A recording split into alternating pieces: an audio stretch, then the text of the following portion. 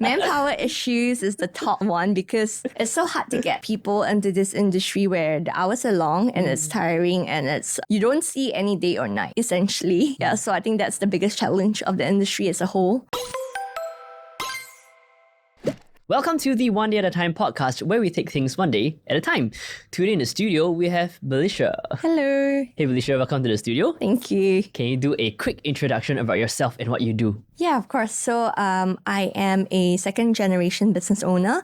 I actually am in charge of running a few companies. Manna Pot Catering, The White Tiffin, Floral Artisan, Divine Artisan, Manna Weddings. I'm trying to recall. Yeah. And what else? Yeah, so that's basically what I do. That's an awful lot of things. So, maybe we start with Manna Pot, which is a catering brand that is quite widely known, right? I've been to quite a lot of weddings that kind of cater from you guys. So I would like to actually find out about how your family even entered the catering business. Okay, so my mom started the business about 22 years ago. So she started the business from home actually. Okay. Yeah, it was we were actually going through a tough time financially, so she decided to come up and start her business to help out with the family finances. So she got retrenched at that point of time, and then she started cooking from home, and she's a really good cook. So she started off cooking for friends and running the catering business from home. And then today, we are very blessed to be where we are. Catering for a lot of corporate companies and also a lot of weddings. So how did it all begin? So it began from home, and who were your clients? Who were your mom's clients at that time when it was like a home-based thing? So when it started off as a home-based kitchen, right? And back then we didn't have such strict regulations as compared to the present day.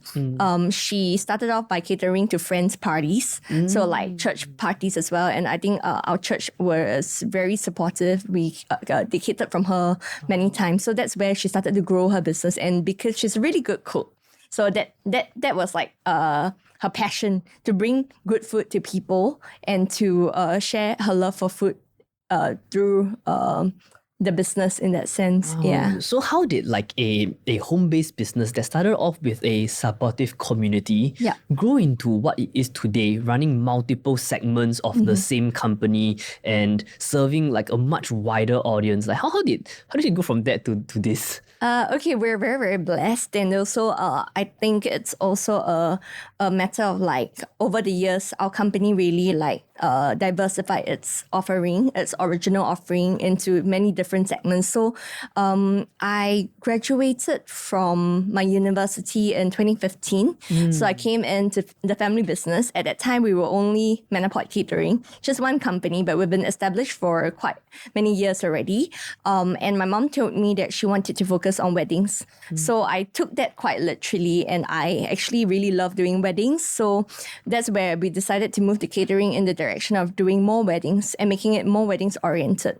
Other than that, I wanted to bring in a lot of things that I saw in Europe, in the UK, where I was studying, where they had very nice live food stations and very interesting concepts where it looked like what you would see on Pinterest and not just the traditional buffet warmers and stuff. So that's where we developed a focus in doing wedding catering in 2015. And from there onwards, I realized that there was a demand for more services. People would ask, do you do florals? Do you do styling? Do you do wedding cake? Can you provide me with the kind of services that I've just mentioned? So that's when I decided that, hey, let's do something fun and nice and very, very beautiful to captivate the audience. So that's where I started to I started the first company, Divine Artisan. I think it was in 2016, 1 year later, where we already were doing cakes, right, and pastries. So we went into it, and at that point of time, no other caterers were doing it. So we were actually the first to provide things like dessert tables and macarons and all that in a traditional buffet spread. Wow. Yeah, so that's one of the first companies. And subsequently, of course, there was a demand for flowers and stuff as well. So we started doing florals and styling for our clients who were getting us for catering. And that's where we birthed Floral Artisan with the help of my creative director, of course, Jonathan, who's the main man behind all the beautiful flowers that we have. So that's for Divine Artisan and Floral Artisan. And other than that, in 2018, we opened our restaurant Sage and also the White Tiffin. Yeah, so these were the ones that were birthed because a lot of people who had our catering, they asked us, do you have that like just in the restaurant? Because I don't want to cater for 30 packs, you know, I don't want to have to cater for 30 packs to try your laksa. Right. So that sparked off something in us to know that, hey, let's go into a restaurant. So we opened our first flagship, the White Tiffin, at in 2018, at the Fragrance Empire building. Yeah, and then today we have 4 outlets and we're currently expanding the brand. Yeah. Wow, so everything kind of happened quite organically, Yes. right? So it started with your mom's passion and love for cooking and serving the community, Yeah. and then like you realize, hey, actually there's a demand for a certain thing, like weddings, and then it just kind of spread organically from there until what it is today, 22 years of building this. That's right. And what I want to know is also, you know, I have a lot of friends who are second-gen business owners, and I also meet a lot of business owners who actually have trouble trying to hand their business over to their kids, right? Because not every single kid or child is as passionate about the thing that their parents were passionate about. And some of these businesses can be very, very exhausting. Like for example, catering, F&B, like just now we were talking off camera and you know you were saying that it's basically a 24/7 business, right? Because it's not like you get to go on leave. When you go on leave, you still gotta solve problems. You just gotta make sure that everybody gets fed, and you know. So like, what kind of spurred you to want to take over your mom's, you know, business? Okay, if I'm completely honest, I didn't want to. I was forced into it. No, just kidding. Mom, if you're watching this. But I actually didn't really want to take over the business. In fact, I wanted to pursue my own kind of like life in the UK. It was very chill. I could just, you know, do whatever I wanted to do. I didn't have to work that hard in that sense, right? Because it's quite a laid back culture and I really enjoyed it. But I think being an Asian, I think a lot of the family values really came to me at that point where I knew that I had to give back to my family. They worked really hard. My mom worked really hard to put me through education and give us a comfortable life, right? Where I could like have the luxury of studying overseas and pursuing the life that I wanted. So I think that instilled that kind of values to make me want to give back to the family and want to contribute at the end of the day. And to I think that's really like the main thing that kept me going and that kept me motivated to be a part of the family business, although the F&B industry is not really a glamorous business and it was originally not something I was very excited about. Yeah, because it's long hours, it's quite tiring. Yeah. So it evolved, the passion evolved from there, from wanting to contribute to the family and then figuring out what I could still enjoy while doing the family business and then expanding it and diversifying the businesses into where it is today. Yeah. So you have taken over the business for almost a decade now? I wouldn't say I've taken over the business for a decade because you've been involved. I've been involved in the business for about 9 years in counting. But I have taken over the business only 2 years ago. Yeah, so relatively, like if you're talking about like overall like doing everything and managing the entire companies that we have just 2 years ago. I see. So in your, I guess, 9 years of working in this industry and your 2 years of running the businesses, what do you think is the most challenging thing about the industry that you're in? I believe if you were to ask that question to like many restaurant owners or F&B business owners, they would tell you the same thing. Okay, let me guess. You can you can Manpower. Yes, that's right. Manpower issues is the top one because it's so hard to get people into this industry where the hours are long and it's tiring and it's you don't see any day or night essentially. Yeah, so I think that's the biggest challenge of the industry as a whole. Yeah. So like for you, how did you, I mean, the fact that the company has not survived, but thrived for 22 years, it means you guys must be doing something right. So in your opinion, what do you think you guys are doing to kind of overcome this problem such that you can still expand? Yeah. I would say the most important thing really is about building a family culture or a business whereby like all the staff feel valued and they feel like they're part of building something together, not just like they're working for me. You know, we're all working together at the end of the day to achieve the goals that we want to achieve, be it a better life, a more comfortable life, or like,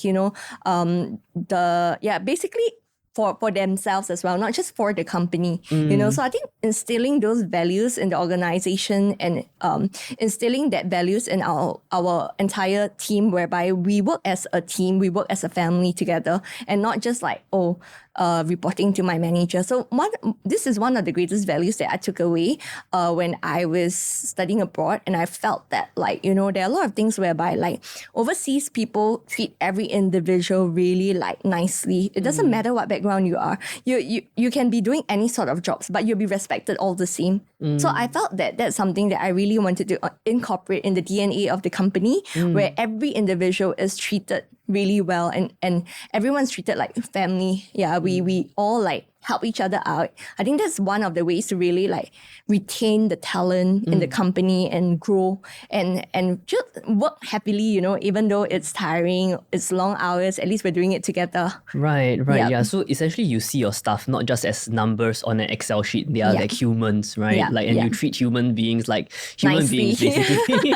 Right. I think it's really it's not easy to do that also, because when a company grows to a certain size and when you need to kind of take care of everybody, ensure everybody is on track together with you, it can get quite tough, right? Because not everybody always sees eye to eye together with the leaders of the company, including yourself. But the fact that you guys managed to do it, I think it must have taken quite a lot of effort from your part as well. Right? Do you think so? It's still ongoing. It's an ongoing effort, I would Always say. an ongoing effort, always. right? It doesn't matter if you're like 10 employees or like 100 or even 1,000. I think that at the end of the day, right, the DNA of the company is what you want the staff to like, embody, right? And you have to like set by example, you have to lead by example, and you have to like be like that. Yeah. Be like sharing, be caring, be nice to every single staff, every employee. Yeah. And then just treat people the way you would like to be respected or treated. Yeah. I think that's the main thing. So having been in this business for almost a decade, what do you think is your favorite thing about your job? I love making the most important day, which is a wedding, perfect. Yeah, I think that would be one of the most exciting things for us. And just being able to provide that one-stop solution for our wedding clients, be it like getting food catering and doing their florals and providing them with their wedding cake and doing the wedding planning for them. I would say that like just having all these services as part of an umbrella, as part of a company where they can just come to you and get all the wedding day needs sorted out and be happy. I think that would be the most satisfying part of my job. Yeah, but it has also evolved quite a lot into like seeing our staff be motivated and wanting to be a part of that special day, or like, take pride in their job. Like no matter what it is, be it in a restaurant, or are they working in a restaurant as a chef, or in the weddings industry as a stylist or florist, wedding planners, I would say that just seeing people really take pride in their jobs, I think that would be the most satisfying thing. Yeah, it has evolved quite a bit over the 9 years that I've been in the company. Yeah. You started, like your mom started out doing quite a lot of weddings, right? And then when you kind of started in the business as well, you focus on a lot of weddings, which eventually help you branch out into other things that's got to do with weddings, like florals and like the dessert table and everything. Yeah. So currently, is the general business still very focused on a lot of wedding type clients, or has the focus kind of expanded out to be a little bit more general in terms of F&B? Okay, for F&B wise, I think that there's two segments. So of course, in the catering industry, we're more renowned for weddings, but we're trying to also go into the corporate segment where like we're catering a lot more for companies that are looking for like good catering services for their staff. But for the restaurant expansion part, which currently we have got quite a number of restaurants under the White Tiffin. We have got 4 outlets, and we're looking to expand that more this year. And then we also have a new concept that we launched called Cafe Manna, which is it's a brunch kind of like cafe, and it's quite popular with the Gen Z, Gen Z people. And not just Gen Z, like everyone loves a good brunch, right? Yes, everyone loves a good brunch, yeah. Yeah, so we have that, Cafe Manna, and also our latest concept is the Blue Tiffin at Village Hotel Changi, where we serve up like fusion and Peranakan inspired food. So I would say for restaurants wise, we're targeting really all people from all walks of life, like just people who love to eat. Like every day we have to eat, right? So it's just the mass market, mass public, I would say. But in terms of catering wise, we're really focusing more on like the weddings and the corporate segment, and also for like, of course, baby showers and celebrations as well. Right. Yeah. So generally happy occasions. Happy right? occasions. Weddings, babies, parties, birthdays, corporate, We do funerals too, catering. Okay, not too happy, but I guess but you we just do service that. the community. Yeah, we do. Right. Actually, there's one thing that I'm quite curious about, which is actually the name. Who came up with was it your mom who came up with the name, or was it like a family thing? So it was really cute because I still remember back then I was quite young. I think I was like only I don't want to say my age, but I was a little kid, and I remember that when my mom was starting out her business, she said, "Oh, we need a name," and she wanted it to be something that still reflected her values and to essentially thank God for everything because we're Christians. So we wanted the name to be reflective of that. So when it was during a Bible study session with her cell group actually, then everyone was just coming up with names and suggestions, and I think we were just talking about what represents like food, but good food. But also we wanted to attribute it to like God's blessings. Right. So that's where the word manna came up. Yes. Yeah, and manna is like essentially like food from heaven, right? So we wanted that, and then we were just playing around with the names like wok, pot, and all that. And that's how Manna Pot started forming. And today we also have that cafe that I was telling you about. It's called Cafe Manna. Right. So that's how it came about. I think the name has really caught on, and it really embodies the values, right? Yeah, definitely. And another thing that I'm really very curious about is because the whole thing started with your mom and her kitchen. Yes. Right? So how did your mom eventually kind of pass down that knowledge and the technical knowledge of the cooking plus the values to so many people such that you can continue to run such a big operation? That must not be easy. Yes. So the thing is that my mom is very particular about the quality of food till today. Like she would go down to the kitchen and she would do her spot check and ensure that like, the food tastes good. If it fails, right, the chefs have to like recook everything. But of course, she's not involved in the daily operations anymore. But I'm very blessed. I think we're very blessed because my sister is actually a chef. Oh. Yeah, so there's two of us in the family, and I'm more of like, I can't cook for nuts. But you can eat. I think, I can eat, but like people will be worried if I'm the one cooking. So since young, we actually helped out mom in the kitchen. We were like cutting vegetables at home, and my sister was the one who wouldn't be afraid of like, like the squid and chicken and just like doing all that. Yeah, like cutting it up, and I'll be like, ew, I don't want to touch that. Yeah, so my sister is really good in the kitchen, and then she graduated in the Culinary Institute of America in Singapore. Wow. So she went to the US to do her internship for like a year and in a restaurant that does pizza and all that. So she has a passion for cooking. I see. So the family is still run it in that sense where there's someone to like really be passionate about the food itself.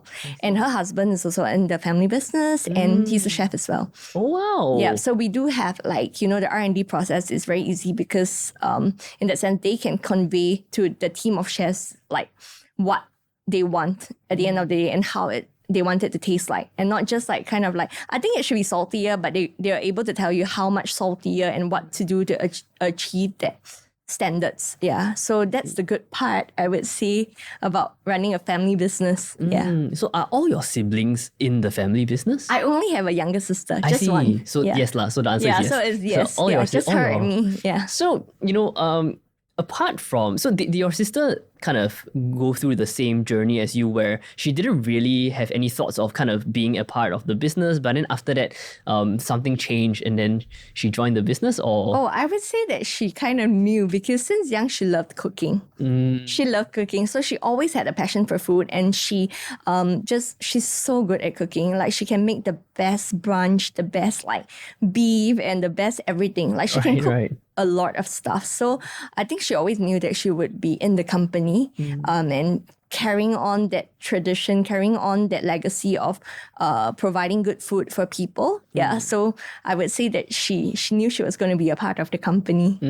Yeah. So I have a very interesting thing to ask you, which is that, if anybody here is listening and they are kind of torn between chasing their own dreams, chasing their own path versus taking over the family business, because like for you, your reason is that you remember how hard your mom worked, and then you wanted to kind of give back to your family. Yeah. And family is obviously very important to you and your sister. Yeah. Right. But at the same time, like we are all born with certain gifts and certain aptitudes for certain things. We might want to carve out our own path instead of kind of taking over what our parents started. Yep. Right. So like, do you have any like advice for people who are kind of torn between chasing their own path or taking over their parents' kind of business?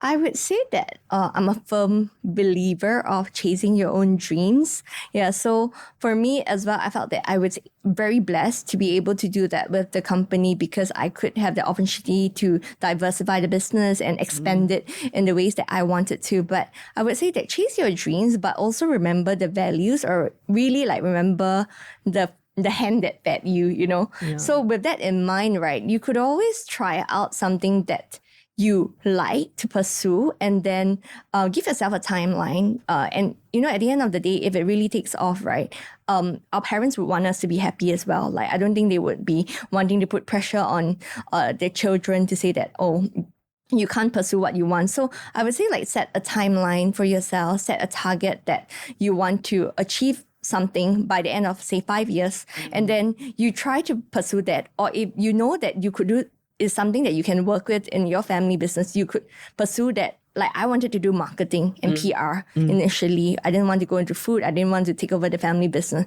So my mom was like, you can do marketing for the company. And I was like, I don't really want to, but okay, I'll try that out. Right. So that's how it started out, doing marketing, doing something that you're interested in the company. So I would say that you can consider like how you can value add to your family business first, if you can still pursue your passion while running the family business. Right. Yeah. So for you, somehow, like you were kind of passionate and kind of smart enough to kind of marry your passion with the family business. Yep. So now you sort of achieve both, right? Yes. You give back to your mom, the hand that fed you, but at the same time, you also love your job. Yes, I do. I love my job. Yeah, I'm really like passionate about it, and it's always about like I just love the fact that you can wake up every day and feel inspired. Like, what's next? What's the next step? Where are we going to go? We're going to be in places, and we even like able to think of like maybe we can be overseas in future. We can do like expansion into overseas markets. So it's like a really exciting journey that like you can never stop like thinking about how can you do better. Yeah. And I think that is actually the underlying thing that helps you overcome the tough days. Yes. Right? That drive and the being inspired to keep going and bringing everybody up together with you. Right? Because surely, I mean, F&B, I think, is one of the toughest businesses in as far as businesses go, it is. Right? It's because like overheads are high, people management is tough, and there's so many rules, especially in Singapore, SFA and licenses. Yes. It's not an easy business to be in, right? Yeah. In fact, if I'm not wrong, I think the Singapore Business Federation has released some statistics to show that F&B businesses has the highest fail rate in Singapore. True. That is right? true. Yes, I heard this somewhere where like every day there are like X number of restaurants just closing down daily in Singapore. It's tough business. Yeah, it's tough business, right? And somehow you guys managed to pull through. Thank you. And it's I've eaten your food. I remember the first time I came into contact with Manna Pot was at my friend's wedding. I think 2017 or something like that. Yep. And I was very impressed because it was a church wedding and there was like a whole live station going on. Yeah. And generally I don't really see that. Right? Yes, at that time, especially. Definitely. At that time, I think we were the we were one of the early movers in that. Like we started a lot of new concepts in the markets. Like I mentioned, dessert tables, live stations, fun stuff like s'more station, Italian gelato live station. At that time, it was quite like new to the market. Yeah, so I think we had that edge where like we were ahead of the trends. Yeah, I really wanted to bring back to Singapore what I saw overseas in the European market. Yeah. Right. Well, yeah, I mean, I think that's amazing. And it's a big risk, right? Because trying to implement new concepts, you always worry about, will people kind of accept this thing, and also the cost involved, right? I'm sure it's not easy to R&D the whole thing and ensure that. So I think it's very nice, and I look forward to having your food again. Thank you. If anybody is keen on visiting any of your restaurants or catering for their wedding or parties, is there any place that they can find you online? Yep. So you can actually find us. You can look at our website or Instagram at mannapot.com.sg for the website. And then we also have our restaurants under the White Tiffin. If you're just craving for a bowl of laksa, you can go visit our outlets or swing by and check out Cafe Manna at Mount Sophia and the Blue Tiffin at Village Hotel Changi. Yeah, so these are like for the everyday food concepts. Yeah, and then if you need any of the wedding planning services or florals, you can check out Manna Weddings, Floral Artisan, and Divine Artisan. Nice. Okay, I'll leave the links down below. Thank you so much for joining us today, Belicia. Thank you for having me. Well, my pleasure. And we'll see you next time on the One Day at a Time podcast. All Peace. right.